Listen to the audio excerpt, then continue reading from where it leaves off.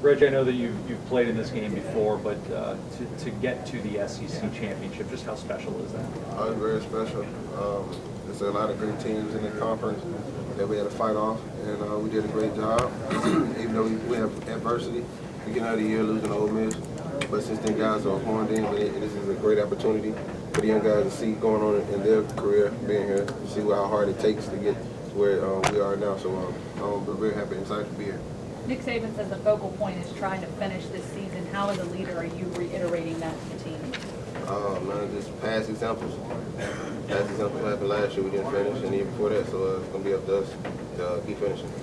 Since the SEC championship came into existence, Florida and Alabama have been there more than anyone else. They've kind of been the flagship institutions for the two divisions. Does it add a little bit more when it's Alabama, Florida in a championship? Oh, yeah, because it's two good teams and two good coaches. Going into it, and there's a bunch of great guys out there on the field. So it's going to be a hard-fought game with a bunch of athletes out on the field running around. Jim McElwain last night was on a teleconference and was asked about your front seven, and he joked you might want to call it the front 30 because you guys have so many guys who have been stepping up and playing. First of all, what's your reaction to that when you get this kind of praise from opposing coaches and even nationally from media members too? I mean, your front seven's getting a lot of publicity. Oh yeah, it shows the guys are stepping up because they see other guys how hard they out there working. Oh yeah, they're like, I know Tim, for example. I know Jerry and all them got the praise coming in during the season, but Tim stepped up a lot on the pass rushing part. Ryan Anderson stepped up. Denzel Duval does what he does. Dylan Lee does what he does.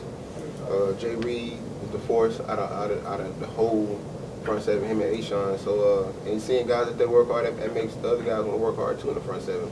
Ruben stepping up.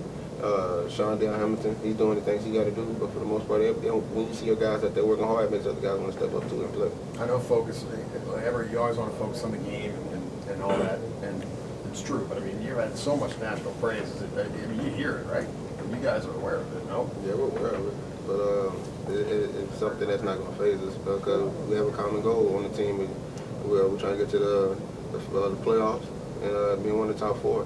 But we still got Florida in front of us, so we got to keep working hard. But that stuff doesn't really faze us like that. I'm sure you're aware of kind of some of the stuff over the weekend with Les Miles and Mark Richt. From a player's perspective, the massive expectations and the high standards that you're held to at a major SEC program, what's that like? What's your take on just dealing with those types of expectations? I mean, the players, we got to work hard to keep the coaches up. So I know Coach Saban's done a great job, but I really don't know Les Miles or Coach Rick circumstances like that. I know for Coach Saban, we have very high expectation, and we're winning games right here. So we got to keep doing our job and keep going forward for Coach Saban.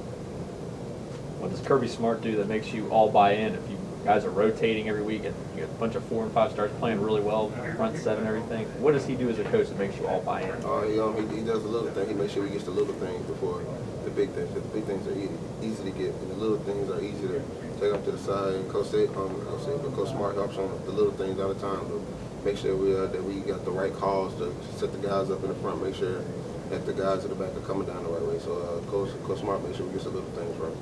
Well, Florida's been struggling to score points. Are they better than what we think? Are they struggling? I really don't know what to tell you because I haven't really watched too much film on them, and I ain't really watched them play, so I really don't know what to tell you.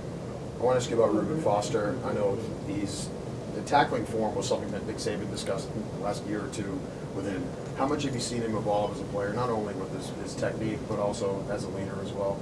He's putting the effort. He's putting the necessary time in, and he's putting the effort that he needs to do.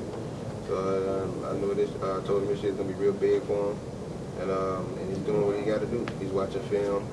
He's staying late, coming in early, doing the things he got to do to be a better football player and enhance his game.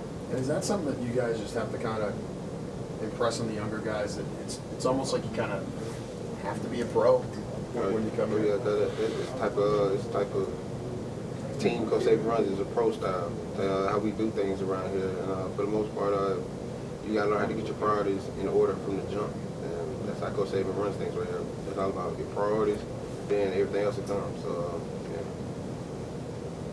This is a league where you don't really see too many repeat champions, and it really hasn't happened often in the SEC championship game era. If you guys win Saturday, what does it mean to be back-to-back SEC champions?